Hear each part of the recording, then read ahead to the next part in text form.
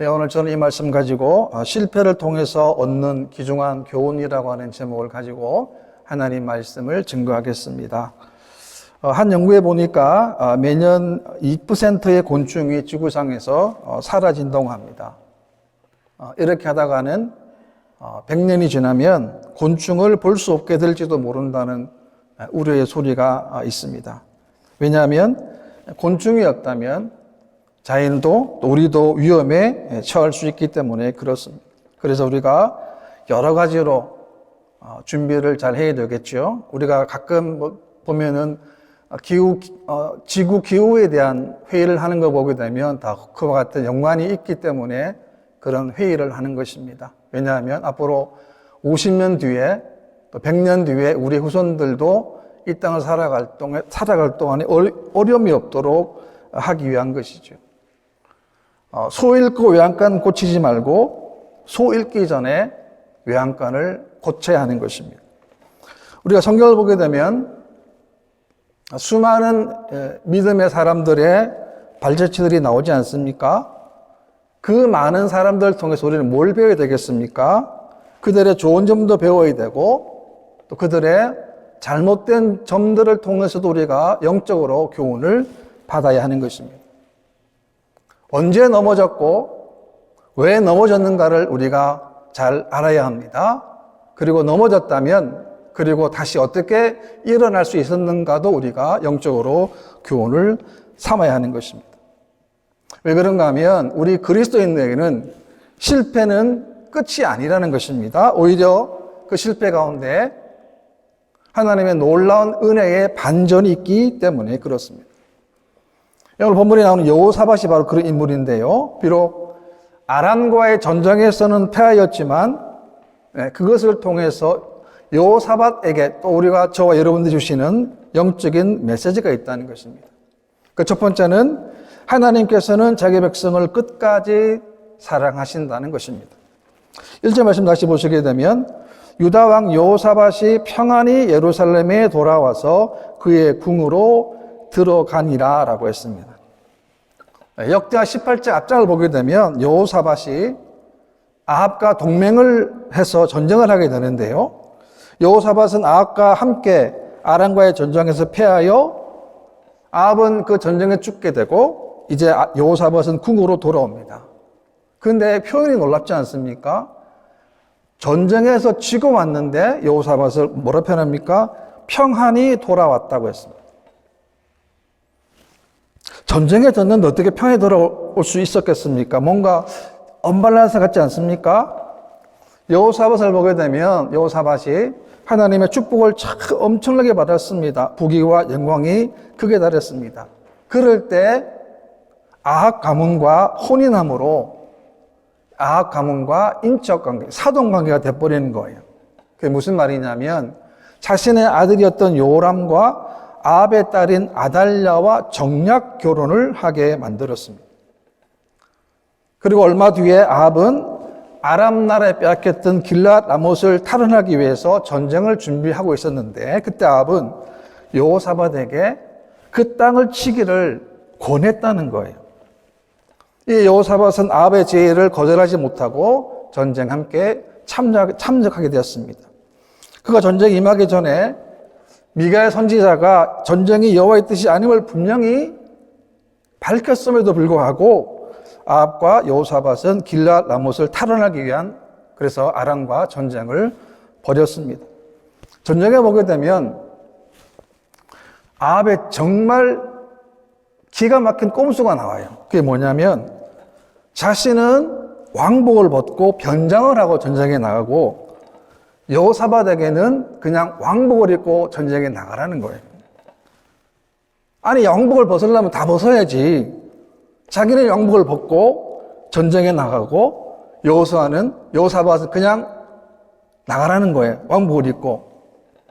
참으로 괘씸한 일 아닙니까? 시작은 누가 했습니까? 시작은 아합이 했지 않습니까? 전쟁은 아합이 했는데 슬쩍 뒤로 빠지는 거예요. 왜 이렇게 했겠습니까? 아합에게도 양심이 있었어요. 그게 뭐냐면 미가야 선지자가 전쟁을 하게 되면 죽게 될 것이라고 하는 예언을 했거든요. 그런 미가야의 말을 듣고 불길한 예감이 있어서 유다왕 여호사밧에서는 왕복 입을 하고 자신은 변장을 하고 전쟁에 나갔던 것입니다. 그런데 적국인 아람 왕은 어떤 명령을 내리냐면 다른 사람은 신경 쓰지 말라는 거예요. 성경에 보게 되면 큰 자나 작은 자를 신경 쓰지 말고 한 사람만, 이스라엘 왕 한 사람만 싸우라는 거예요. 그 사람만 잡으라는 거예요. 그 사람만 죽이라는 거예요. 그런데 아합이 한 사람이 무심히 쏜 활을 쏘았는데 갑옷 솔기에 맞아가지고 크게 부상을 입었어요. 아합은 자신의 병거 모으는 군사에게 전쟁에서 빨리 벗어나고도 했지만 너무나 전쟁이 맹렬하게 하는 바람에 벗어나지 못하고 해가 질 즈음에 그만 아합은 죽고 말았습니다. 아합은 아람과의 전쟁에서 죽었지만 여호사밧은 전쟁에서 하나님의 보호하심 가운데 평안하게 집으로 왕궁으로 갈 수가 있었다라고 하는 것입니다. 비록 자신도 실수했습니다. 잘못을 저질렀지만 그럼에도 불구하고 하나님이 그를 인도하시고 보호하셨기 때문에 무사하게 안전하게 집으로 돌아가게 된 것입니다. 시편 121편에 보게 되면 여호와께서 너의 출입을 지금부터 영원까지 지키시리로다라고 했습니다. 우리 인생 한번 돌아보십시오. 우리가 하나님과 멀어진 때는 없었습니까? 신앙이 무기력해지는 것. 하나님 말씀이 귀에 들어오지 않습니다. 아무런 의욕이 없는 거예요. 그러한 때도 하나님이 여전히 우리와 함께 하셨다라고 하는 것입니다. 하나님을 떠나고 싶었습니다. 신앙을 떠나고 싶었습니다. 그런데 그 순간순간마다, 위기의 순간순간마다 하나님이 지켜주시고 하나님이 도와주셨다라고 하는 것입니다. 왜 그렇습니까? 하나님의 사랑이 살아있기 때문에 그렇습니다. 누가복음 15장에 보게 되면 이런 양의 비유가 나오는데요. 어떤 사람이 양 100마리가 있는데 그 중에 하나를 잃으면 어떻게 합니까? 99마리를 들에 두고 한 마리를 찾는 거예요. 끝까지 찾는 겁니다. 이 비유는 뭘 말합니까? 예수님께서 잃은 양을 끝까지 찾으신다는 거예요. 왜 그렇습니까? 끝까지 사랑하시기 때문에 그렇습니다. 잃은 양은 누구입니까? 바로 저희 여러분 아닙니까? 우리가 잃은 양이었는데 예수님이 십자가의 그 은혜로 말미암아 우리가 하나님의 사랑을 받은 하나님의 거룩한 자녀로 우리를 불러주신 것입니다.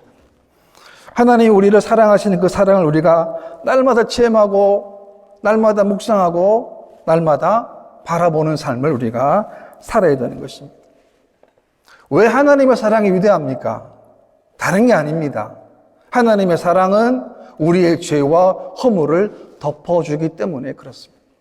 그 누구도 없습니다. 그런데 하나님의 사랑만이 우리의 죄와 허물과 잘못을 그 사랑으로 덮어주기 때문에 그렇습니다. 너무도 초라했습니다. 연약했습니다. 그런데 그 사랑 우리를 지금까지도 인도해 주신 것입니다. 하나님의 사랑은 십자가로 보정이 되었고 예수 그리스도의 보혈로 확정이 되었습니다. 그래서 우리가 구원받은 거예요. 그래서 우리가 하나님의 자제가 된 것이고 우리가 하나님께 나와 하나님께 거룩한 산 예배를 드릴 수 있는 것은 하나님의 사랑이 우리를 계속 끌고 있기 때문에 그렇습니다. 우리가 실패하고 우리가 넘어지고 우리가 정말 흔들린 갈대처럼 아무런 소망이 보이지 않을 그 순간에도 하나님은 여전히 하나님의 사랑의 눈으로 우리를 지켜보셨다라고 하는 것입니다. 하나님의 사랑은 한계가 없습니다. 우리 사람의 사랑은 한계가 있습니다. 좋을 때가 있지만 또 안 좋을 때도 있습니다. 그러나 하나님이 그렇지 않습니다. 하나님의 사랑은 시간과 공간을 초월하는 영원한 사랑이기 때문에 그렇습니다.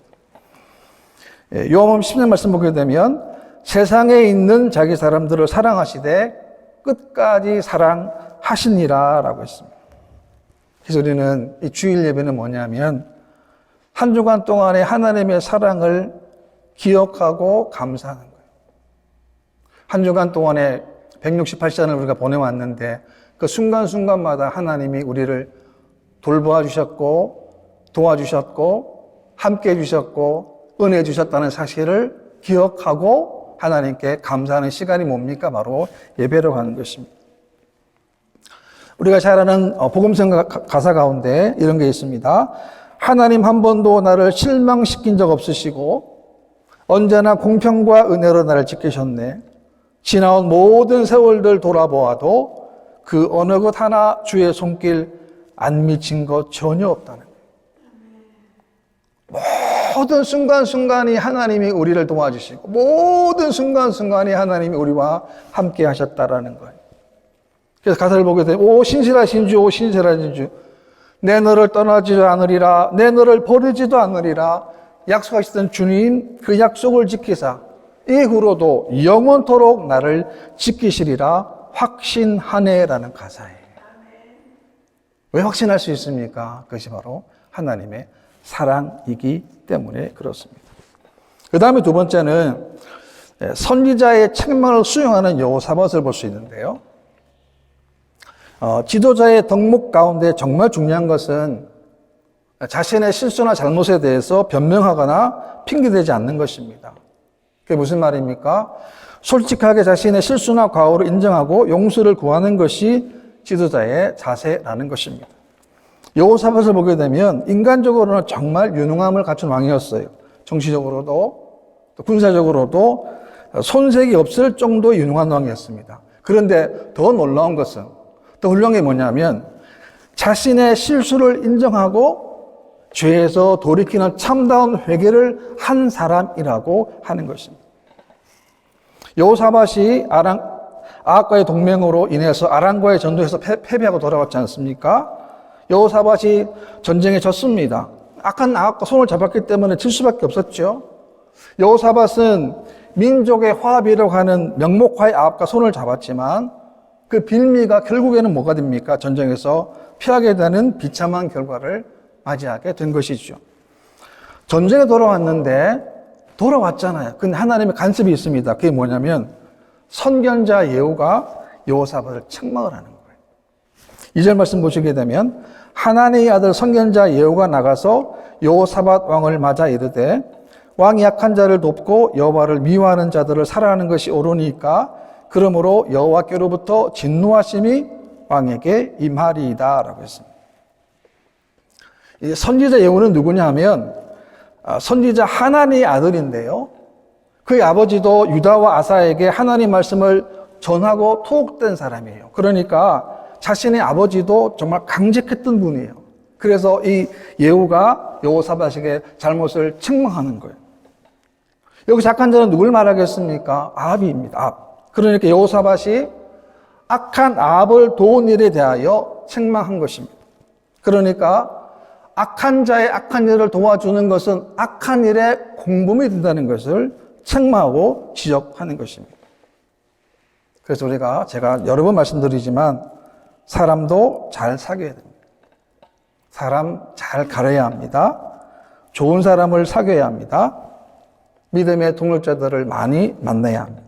그래야 더 좋은 삶으로 이어지게 되는 것입니다. 우리에게는 좋은 것을 볼 수 있는 눈이 필요합니다. 마찬가지예요. 좋은 사람 보는 눈도 필요한 것입니다. 영적인 안목이 필요하고 영적인 지혜가 필요하다는 것입니다. 오늘날 실패하는 인생의 대부분이 뭡니까? 만남의 실패 아니겠습니까? 사람 잘못 만나서, 사람 속삭이는 말 잘못 들어서 인생이 피폐해지는 것들이 많다는 거죠.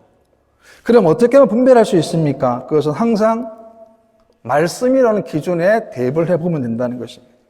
그게 무슨 말이냐면 아무리 좋은 재앙과 재해가 온다 할지라도 그것을 하나님의 말씀의 저울의 기준에 달아보아야 하는 것입니다. 그런데 보게 되면 이상하게 속는 사람들을 보게 되면 그 중요한 시간에 중요한 일에 하나님 말씀의 저울에 달지를 않는 거예요. 그래서 실패하고 낭패를 보게 되는 것입니다. 잠언에 보게 되면 지혜로운 자와 동행하면 지혜를 얻고 미련한 자와 사귀면 해를 받느니라 라고 했습니다. 지혜로운 사람과 함께 있게 되면 그 사람이 지혜를 얻게 되기 때문에 지혜가 되는데 왜 그렇습니까? 그 사람의 지혜를 배우기 때문에 그렇습니다. 반면에 미련한 자와 함께하게 되면 어떻게 됩니까? 해를 받는다는 거예요. 여기서 트러블이 생기는 겁니다. 왜? 미련한 자와 항상 함께하기 때문에 자꾸만 문제가 생긴다는 것입니다. 그래서 우리가 이 선택이 어떤 선택을 했을 때 이것이 당장에 우리 앞에 나타나지는 않는다 할지라도 언젠가는 그 결과가 반드시 나타나게 된다는 것입니다. 고린도후서 6장 말씀 보게 되면 너희는 믿지 않는 자와 멍에를 함께 매지 말라라고 했습니다. 이 무슨 말입니까? 우리가 불신자들에게는 사랑의 마음을 가져야 하지만 그러나 그렇다고 해서 그와 함께 그의 죄악과 잘못된 행위에 동조해서는 안 된다는 것을 경고하고 있다라고 하는 것입니다. 하나님의 말씀은 책망의 말씀도 있다는 거예요. 왜? 우리가 언제나 바른 길로 갈 수 있도록 하나님이 우리를 이끄시고 인도하시기 때문에 그렇습니다. 그래서 그 책망은 정말 귀중한 영적인 유산이 될 수 있고 영적인 교훈이 될 수 있는 것입니다. 왜 그렇습니까? 우리들에게는 예배가 있기 때문에 그렇습니다. 한 주간 동안 살아오면서 내가 뭘 잘못했는가? 적어도 한 번은 우리가 나의 삶을 피드백할 수 있다는 거죠. 왜? 하나님 말씀의 기준으로 내 삶을 함께 볼 수 있기 때문에 그렇습니다. 하나님 말씀을 들어야 합니다. 내 안에 내 심령 속에 하나님의 거룩한 말씀이 쌓여야 하는 거예요. 왜? 왜 그렇습니까? 이 세상 가운데 흑암의 때 아닙니까? 지금이 악한 때 아닙니까? 이럴 때 우리가 어떻게 이길 수 있습니까? 하나님 말씀이 우리를 지켜주는 것이기 때문에 그렇습니다. 우리 헛된 길로 가지 않도록 하나님 말씀 우리를 붙잡아주기 때문에 그렇다는 것입니다. 그래서 우리는 항상 그렇습니다. 하나님 말씀 들을 때마다 하나님 나를 통해서 이 말씀의 교훈을 허락해 주시고 이 말씀을 통해서 내가 항상 하나님을 잘 바라보고 주님을 바라보고 말씀을 통해서 영적 교훈을 깨우침을 받고 우리가 걸어가는 삶을 살아야 그 삶을 통해서 하나님이 역사하는 것입니다. 그 다음에 세 번째 본문에 보게 되면 백성들을 하나님께로 돌아오게 하는 삶을 살았습니다. 여호사밧이 선지자 예후의 꾸짖음을 들었지 않습니까? 어떻게 반응했습니까? 백성들을 하나님께로 돌아오도록 했습니다. 4절 말씀 보게 되면 여호사밧이 예루살렘에 살더니 다시 나가서 브엘사바에서부터 에브라임 산지까지 민간이 두루 다니며 그들의 조상들의 하나님 여호와께로 돌아오게 하고라고 했습니다. 어떤 마음이겠습니까? 실수했습니다. 책망을 또 받았어요. 책망받아서 끝난 게 아니고 이 책망을 통해서 이스라엘 백성들에게 너희가 하나님께로 돌아올 것을, 다시 말하면 하나님께 돌아와야만 희망이 있고 소망이 있는 사실을 전했다라고 하는 것입니다. 왜 두루 다녔겠습니까? 왜 두루 다녔겠습니까? 그건 살아가는 백성들이 하나님께 돌아와야만 산 소망이 되기 때문에 그렇습니다.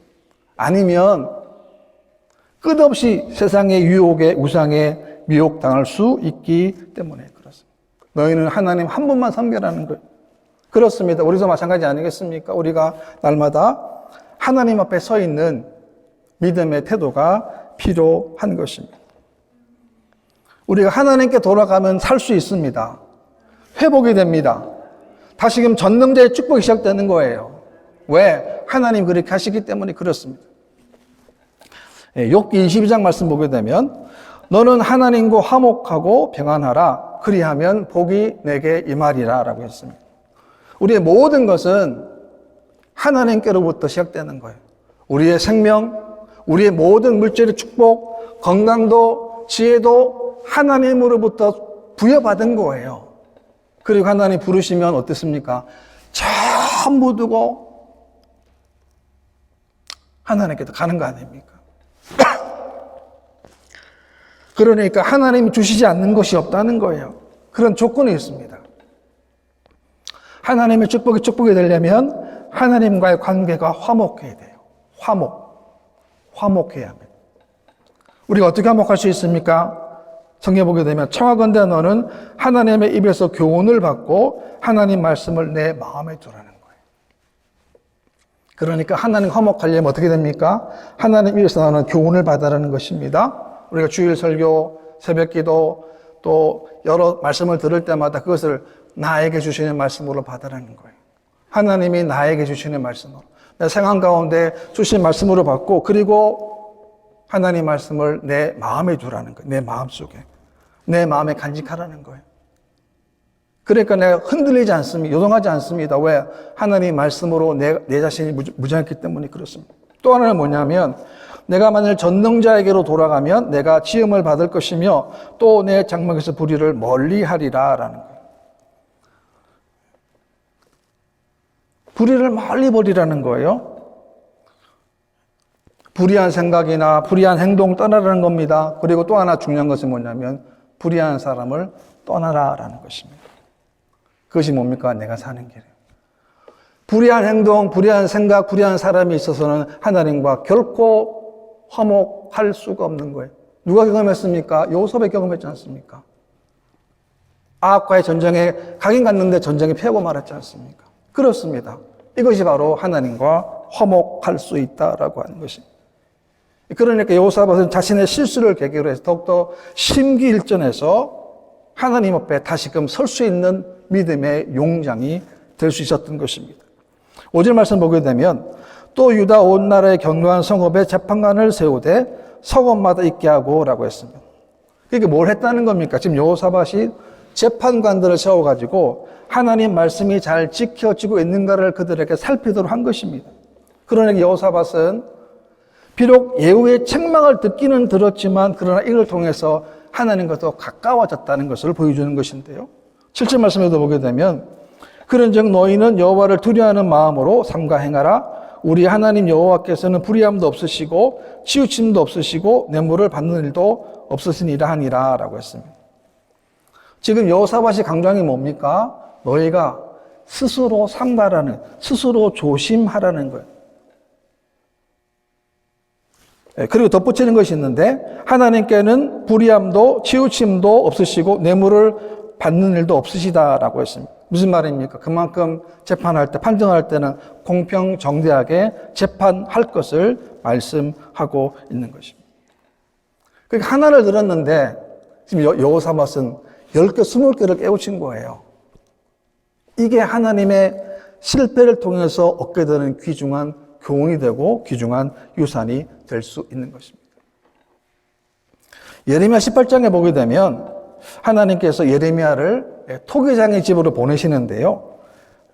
토기장의 집에 가보니까 토기장이가 진흙을 이겨가지고 그릇을 만드는데 만들었다가 잘 안 되면 또 깨트리고 또 만들고 또 깨트리는 것을 하는 거예요. 그러다가 종을 만드는 거예요. 하나님 예레미야에게 하시고 싶은 말씀이 뭐겠습니까? 그것은 하나님이 깨트리시고 다시금 하나님이 새 것으로 만드신다라고 하는 것입니다. 그게 뭐냐면 깨트려도 그것이 끝이 아니라는 거예요. 왜 그렇습니까? 하나님 다시금 그것을 세우시기 때문에 그렇다라고 하는 것입니다. 그러니까 만드시고 깨뜨리시는 것이 뭐냐면 이것이 바로 하나님이 우리를 만들어가는 과정이시고 우리를 하나님께로 돌아가게 하는 과정이라고 하는 것입니다. 빚다가 잘못될 수는 있습니다.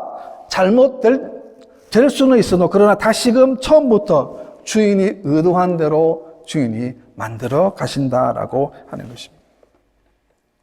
그분이 누구십니까? 그분이 바로 하나님이라고 하는 것입니다.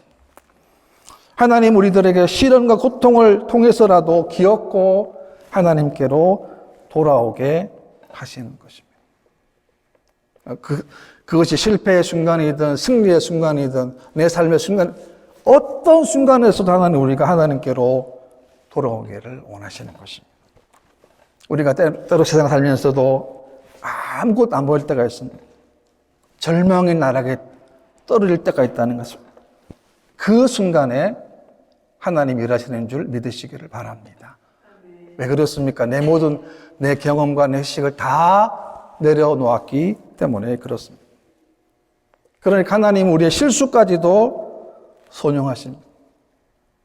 모든 것이 합력하여 선을 이루어 가시기 때문에 그렇습니다.